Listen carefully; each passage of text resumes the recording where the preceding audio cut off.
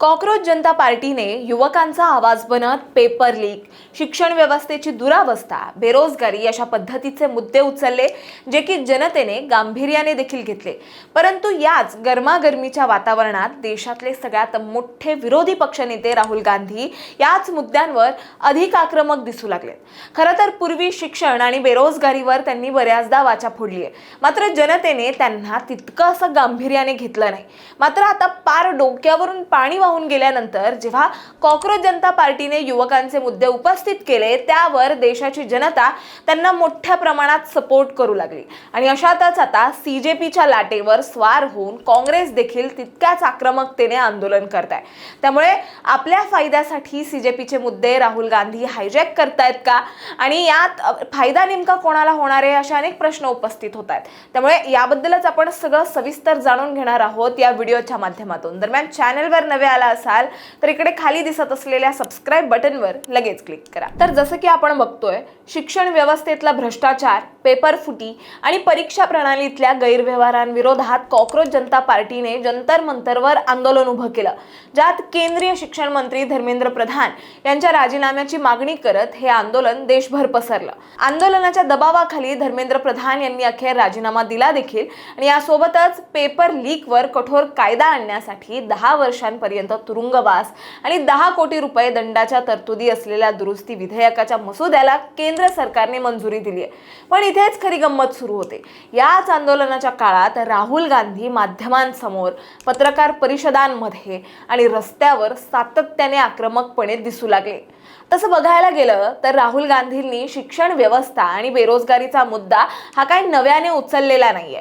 वर्षानुवर्ष ते हेच मुद्दे मांडत आलेत, पण जनतेने त्यांना फारसा गांभीर्याने घेतलं नाही, हे वास्तव आहे. मात्र आता जेव्हा हेच मुद्दे सीजेपी सारख्या तरुण, आक्रमक आणि सोशल मीडियावर व्हायरल होणाऱ्या संघटनेकडून मांडलं जात आहे, तेव्हा जनतेचा प्रतिसाद त्याला पूर्णपणे वेगळा. आणि नेमका इथेच राहुल गांधी अधिक आक्रमक झालेले आपल्याला दिसत आहेत. जणू जनतेचा कल कुठे आहे हे त्यांना अचूक कळलंय. म्हणजे तुम्हीच बघा ना, 20 जुलैला सीजेपीच्या मोर्चा दरम्यान पोलीस आणि आंदोलकांमध्ये झटापट झाली, विद्यार्थ्यांवर लाठीमार आणि अश्रुधुराचा वापर झाला. आणि या घडामोडींनंतर काँग्रेसने अचानक पंतप्रधान नरेंद्र मोदींच्या निवासस्थानाबाहेर स्वतंत्र धरणे आंदोलन सुरू केलं, जबकि ते आंदोलन होतं सीजेपीचं. इथे काँग्रेसने सीजेपीच्या मूळ आंदोलनात सामील न होता वेगळं आपलं स्वतःचं असं स्वतंत्र आंदोलन सुरू केलं. तर राहुल गांधी, प्रियंका गांधींसह काँग्रेसचे अनेक वरिष्ठ नेते लोक कल्याण मार्गावरील पंतप्रधान निवासाबाहेर विद्यार्थ्यांवरील पोलीस कारवाईच्या निषेधार्थ शांततेत धरण्यावर बसले होते. यावेळी पोलिसांनी राहुल गांधींना जबरदस्तीने हटवलं. त्यात त्यांच्या नाकातून रक्त येताना दिसलं, कपड्यांवर धूळ होती आणि झटापटीत त्यांचा एक बूटही निघाला होता. त्यावेळी राहुल आणि प्रियंका गांधींसह अनेक नेत्यांना ताब्यात घेऊन छत्रसाल स्टेडियम मध्ये नेण्यात आलं. तेव्हा प्रियंका गांधी आणि अखिलेश यादवही तिथे पोहोचले होते. दरम्यान आम आदमी पक्षानेही यावर काँग्रेसच्या नियतीवर प्रश्न उपस्थित केला.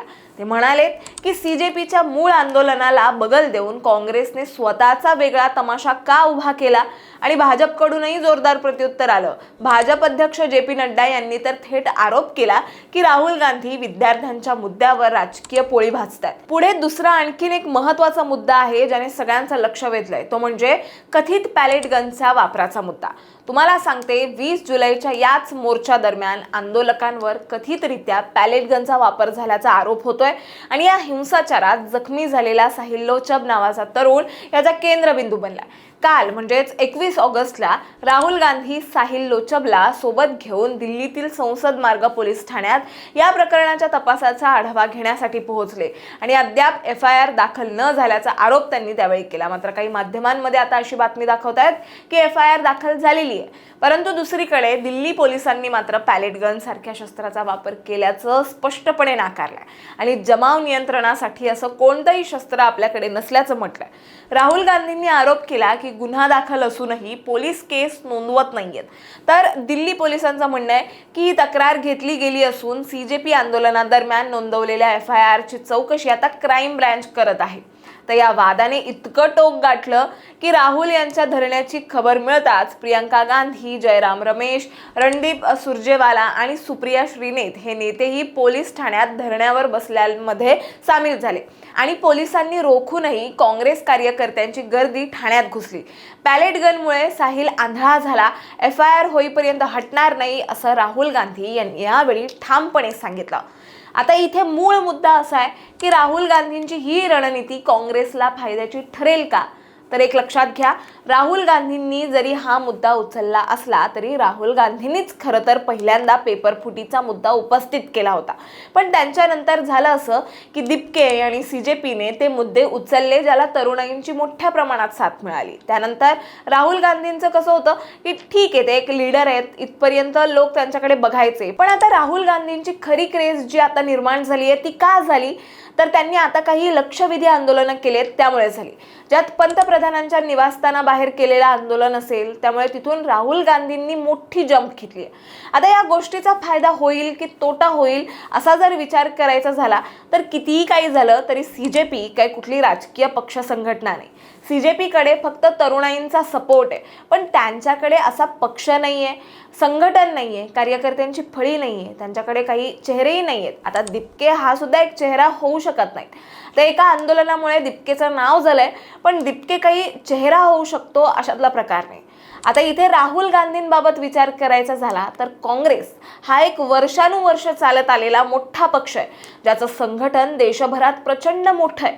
राहुल गांधी स्वतः एक मास लीडर आहे. त्यातून त्यांनी काश्मीर ते कन्याकुमारी असा एक पायी प्रवास केला होता आणि त्यावेळेला खूप मोठ्या प्रमाणावर त्यांनी मतदार जोडले होते, तरुणाई जोडली होती आणि राहुल गांधी सातत्याने तरुणाईंच्याच प्रश्नांवर आवाज उठवताना आपल्याला दिसत आहेत. त्यामुळे पक्ष संघटनेचा, त्यांच्या विस्ताराचा आणि राहुल गांधींना त्यांच्या चेहऱ्याचा, त्यांच्या इमेजचा आगामी काळात खूप मोठा फायदा होऊ शकतो, जो दिपकेला कदाचित तेवढा होणार नाही, तसा कमी होईल. आणि म्हणूनच आता राहुल गांधी काय करतात तर या जंतर मंतरच्या आंदोलनामुळे जो काही तरुण एकवटलाय त्या तरुणाईला आपल्याकडे खेचण्यासाठी आता राहुल गांधी तरुणाईंशी संवाद साधणार आहेत, ज्यात ते वेगवेगळ्या मुद्द्यांवर, महिलांच्या मुद्द्यांवर, विद्यार्थ्यांच्या मुद्द्यांवर, त्यांच्या प्रश्नांवर संवाद साधण्याचा प्रयत्न करतात. त्यामुळे याचाच मोठ्या प्रमाणात फायदा राहुल गांधींना, काँग्रेसला होताना दिसेल. त्यामुळे इथे आता खरा प्रश्न असा आहे की CJP सारख्या नव्या तरुण आणि सोशल मीडिया चालित संघटनेचे मुद्दे उचलून राहुल गांधी आणि काँग्रेस स्वतःची राजकीय पद पुन्हा उभी करू शकतील का?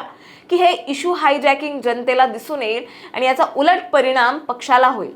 तुम्हाला याबद्दल काय वाटतं हे आम्हाला कमेंटमध्ये नक्की सांगा आणि अशाच माहितीपूर्वक व्हिडिओ बघण्यासाठी लगेचच सबस्क्राईब करा प्राईम टाईम महाराष्ट्रला.